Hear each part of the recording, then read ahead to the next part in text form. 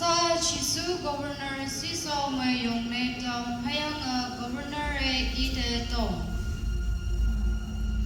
Nanga jihu tilang ang paa.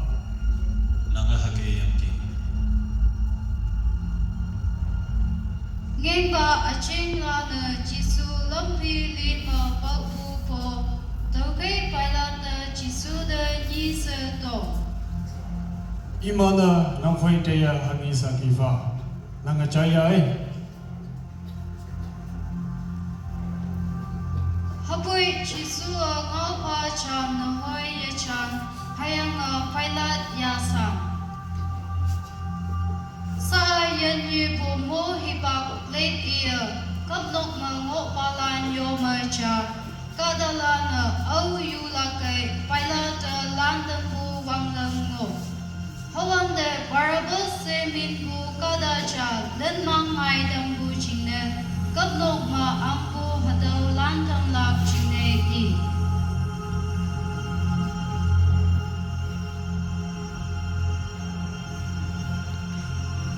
Numanta daw aulatam kahung nangi.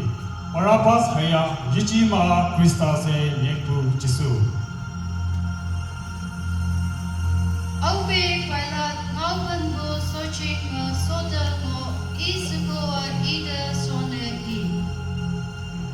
Hadaw kak subu kada chine nang hango tai hang chine dini daw i chine mang mayang sangyang ki.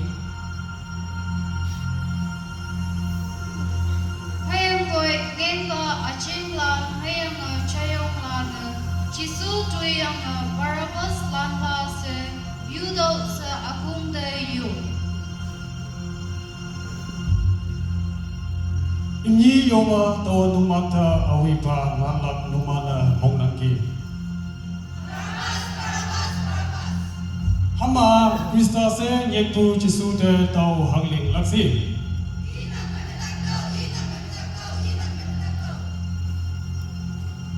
Hanga iya hangi ameng lingpusi.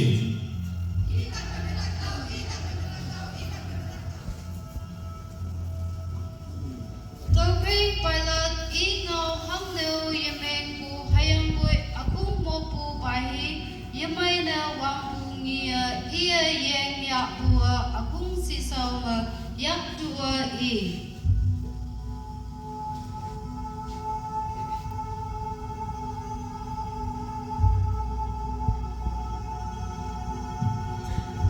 Hadaw kaksubu kada jingna ama ameng yena. Numana hangka mong haka lingya. Tokay iya iman chingne Barabas lantam haboy chisu de satbu jonyang pema tangpem etlak chingne pana pa.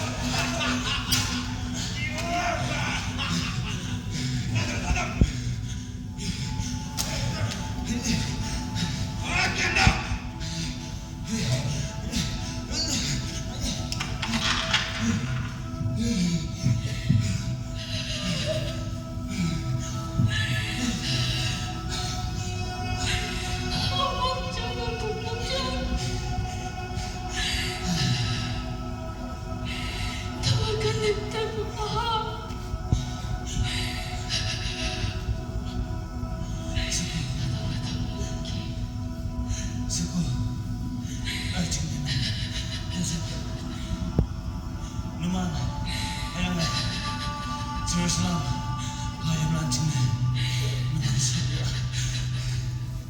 lalu ini tak sekali kado kado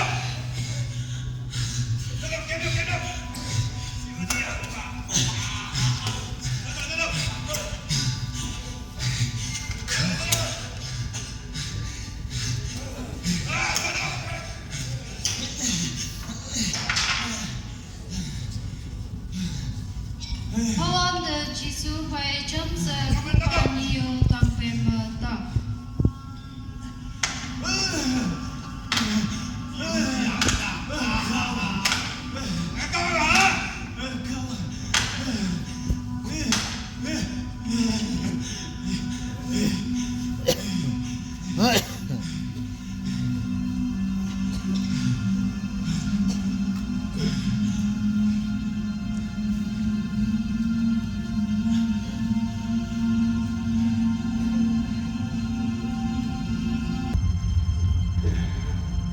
Nang kawang aha sa ibu yichia, nang kawang aha na mengkama, nang jininda yendo, nang kawang na mengbua sa tumanda haupa.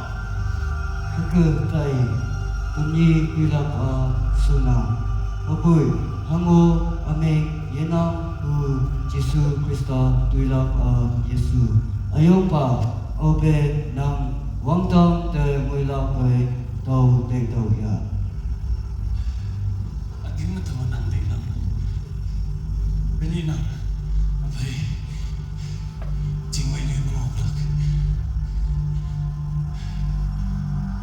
Sa apan mani pachi mbulen pachi nguye kadok yu asay ma wangnya hayang lam pachi hipak ma Jisua ingwena i. Marakawan Ang nangatao Win busi Upa Imanda gawin si Imana hangilin Imana hangulisin Yang dinangki Hawan de imanyo kada chai sikwan uwinti ashi ma so leng lao cham sa hayang Jisu de yingne tem.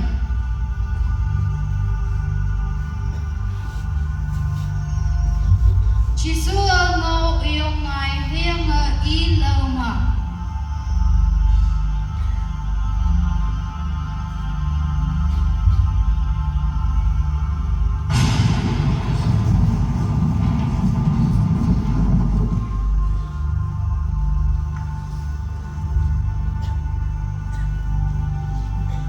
Iya di beli buah ada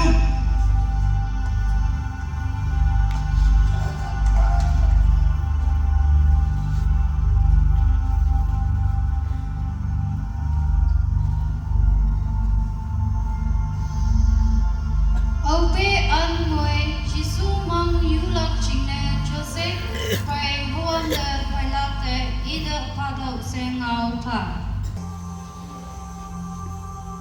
Hayang Joseph Jisu mang ya Chao si bu ni kai me yot hayang Jisu mang mua de.